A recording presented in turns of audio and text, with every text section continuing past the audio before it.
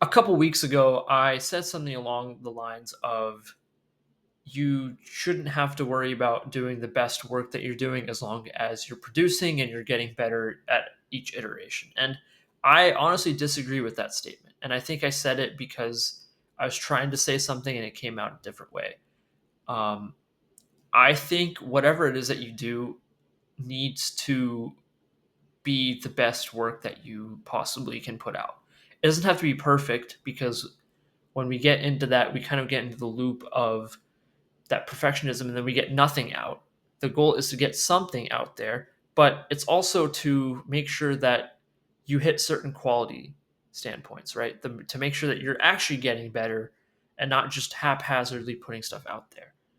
And I think that's kind of what I meant to say is you need to anything that you put your name on, at least for me, I need to make sure it's good and it's the best that I can do. Now, for me, I tend to basically just stay uh, in this forever cycle of okay, let me make this better, let me make this better, let me make this better, and in that sense, I almost never submit anything because I'm still working on it and I'm still making things better. And I think part of these videos that I'm trying to make, part of these reflections that I'm trying to make, is to kind of force myself to get things out and to practice because in my head what I'm trying to get across, what I'm trying to say makes a lot more sense than what I'm trying to actually communicate to potentially other people. And would I say that these are the most perfect things that I'm putting out there? Absolutely not. But it's definitely something that I'm okay to put my name on. I'm happy with the work that's being put out there with tons of things to improve on, obviously.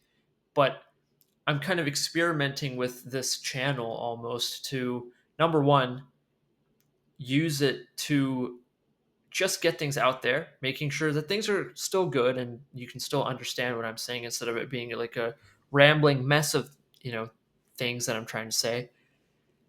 But at the same time, to also potentially for me to listen back to and judge myself after I've listened to what I'm trying to say, to kind of compare what is going on in my head versus what I'm trying to get across. And hopefully over time, the two will be similar, if not the same.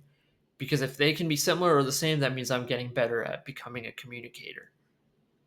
So I think going back to what I'm trying to say is it's important to build your own brand. And for me, what I want to build is letting my work speak for itself. I don't necessarily want to gloat. I don't necessarily want, a whole bunch of fancy terminology or words to explain what I'm doing. It should be, at the end of the day, good enough to speak for itself. And for many things, including this that I'm doing right now, it's not ready. It's not there yet.